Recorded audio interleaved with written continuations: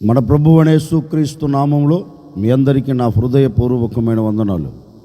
దేవుడి దినమంతా మీకు తోడై ఉండి మిమ్మల్ని ఆశీర్వదించి దీవించి క్షేమకరమైన చోట మిమ్మల్ని నిలబెట్టును గాక.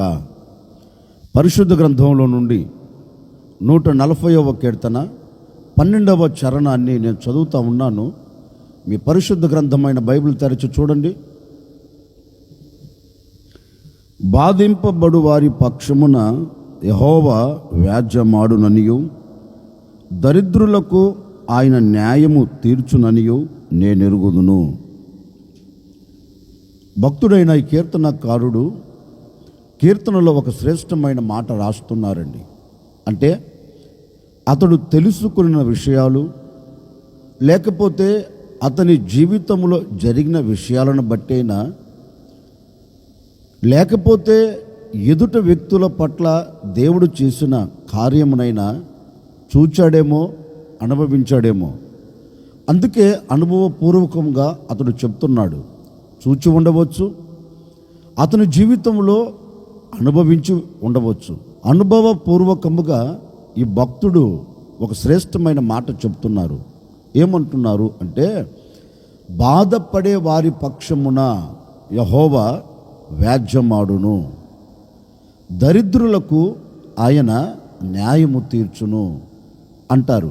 అంటే ఏ విషయాలలో బాధపడుతున్నా, ఏ విషయాలలో నీవు వేదన చెందుతున్నా, ఏ విషయాలలో నీవు అతలాకుతలం అవుతున్నా, ఏ విషయాలలో అడుగు ముందుకు వేయలేక నిస్సహాయ స్థితిలో పడిపోయినా, ఒకవేళ నిస్సహాయ స్థితిలో పడిపోయి ఈ బాధల మధ్యలో నుండి నేను బయటికి రాలేనులే, ఈ బాధల మధ్యలో నుంచి నేను సంతోషకరమైన చోట నిలబడలేనులే, ఎందుకంటే నన్ను బాధించే శ్రమ అలాంటిది, నన్ను వేధించే శ్రమ అలాంటిది అని ఒకవేళ నీవు నిస్సహాయ స్థితిలో పడిపోతూ వచ్చావేమో, ఇక ఏమి చేతకాని స్థితిలో నిలిచిపోయావేమో, ఇదిగో ఈ ఉదయకాల సమయంలో నా ప్రభు నీ బాధను చూచాడు.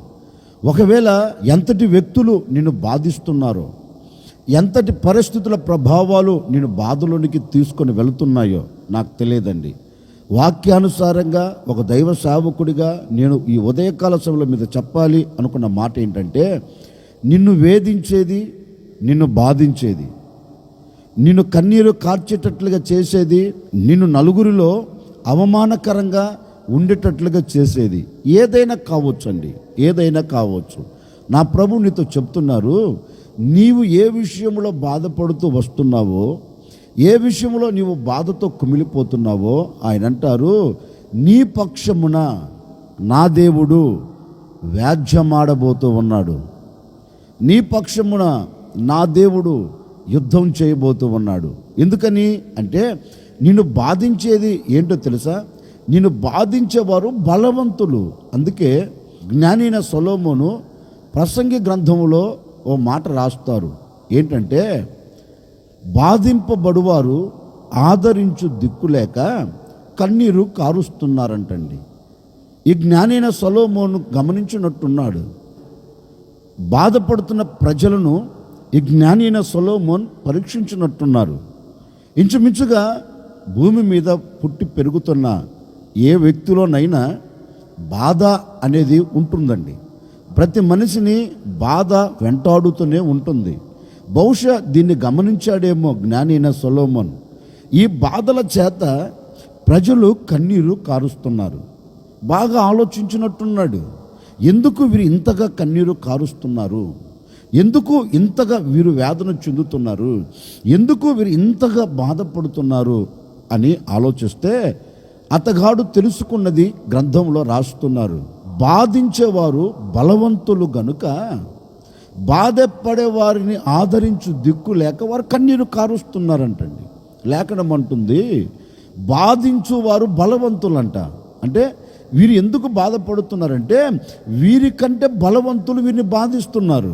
బలవంతులు బలహీనులను బాధిస్తున్నందువలన, బలవంతులు బలహీనులను భయపెడుతున్నందువలన ఈ బలహీనులకు ఏమైపోయిందంటే కన్నీరే, బాధే, ఇక ఆదరించేవాడు ఎవడు లేడు, న్యాయం తీర్చగలిగిన వాడు ఎవరూ లేరు, వీరి పక్షంన వ్యాజ్యమాడేవాడు ఎవరూ లేరు. లోకంలో సహజంగా అంటారు కదండి, మాకు న్యాయం తీర్చగలిగిన వారు ఎవరున్నారండి, మా పక్షమున ఎవరున్నారండి, మా పక్షమున ఎవరు నిలిచి న్యాయం చేస్తారండి, మా పక్షమున ఎవరుండి ఈ బాధల మధ్య నుంచి మమ్మల్ని బయటికి తీసుకొని వస్తారండి, మా పక్షమున ఎవరున్నారండి మాతో మాట్లాడేదానికి, మా పక్షమున న్యాయం తీర్చగలిగిన వారు ఎవరున్నారండి అని లోకంలో చాలామంది నోట వచ్చే మాటేనండి ఇది. నిజమే.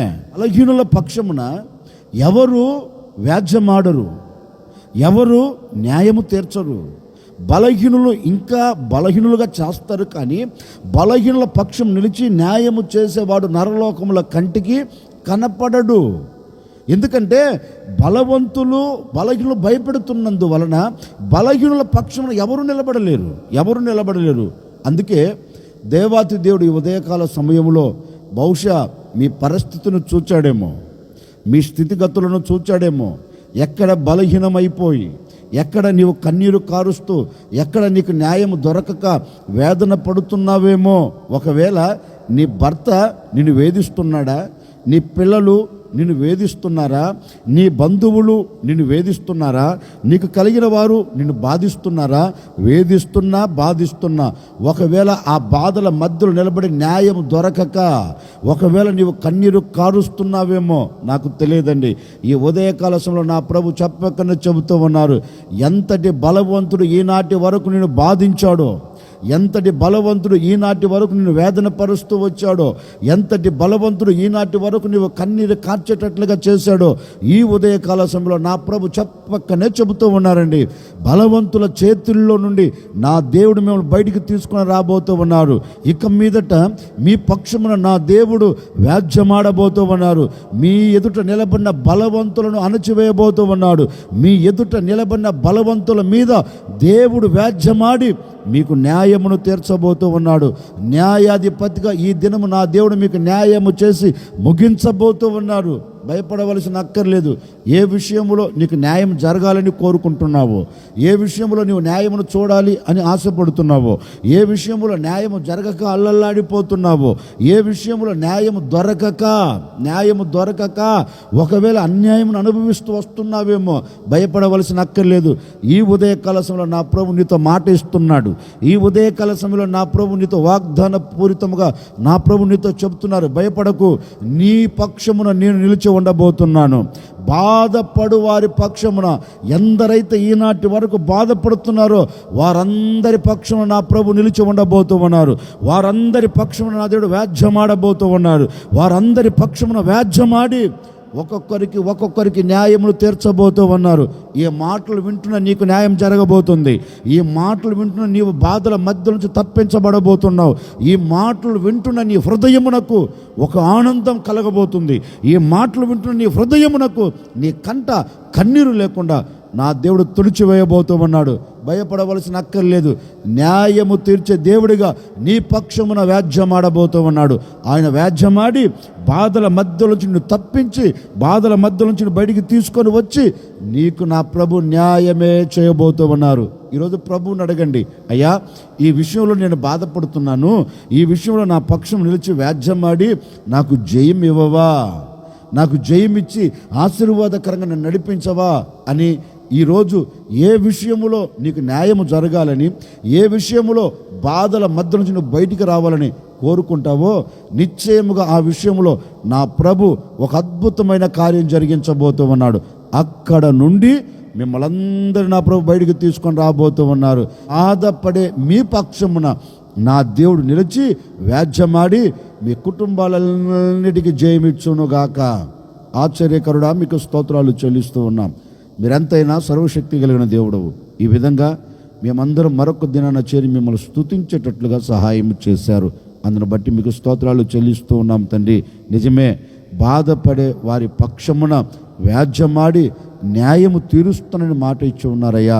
ఎందరైతే బాధపడుతూ న్యాయం జరగక కన్నీరు కారుస్తున్నారో బాధపడే వారికి ఇక మీదట న్యాయం జరుగునుగాక. వారి పక్షము నిలిచి మీరు న్యాయం చేయబోతున్నందుకై మీకు స్తోత్రము తండ్రి. ఈ ఉదయకాల సమయంలో ఒక సేవకుడిగా బిడ్డలను ఆశీర్వదిస్తూ ఉన్నాను. నిశ్చయముగా బాధపడే వారికి న్యాయం జరుగునుగాక, బాధలు తొలగిపోవునుగాక, కన్నీరు తుడిచివేయబడునుగాక, ఒక్కొక్కరి హృదయానికి ఆనందం కలుగునుగాక తండ్రి. అట్టి కార్యం ఈ ప్రజల పట్ల మీరు జరిగించి మహిమ పొందమని యేసు నామములో అడిగి వేడుకొనుచున్నాము తండ్రి. ఆమెన్. ఈ దినమంతా నా ప్రభు మీకు తోడై ఉండి మీ బాధల మధ్యలో నుంచి నా దేవుడు మిమ్మల్ని విడిపించి మీకు న్యాయము చేసి మీ కుటుంబాలన్నిటికీ నా ప్రభు జయం ఇచ్చునుగాక.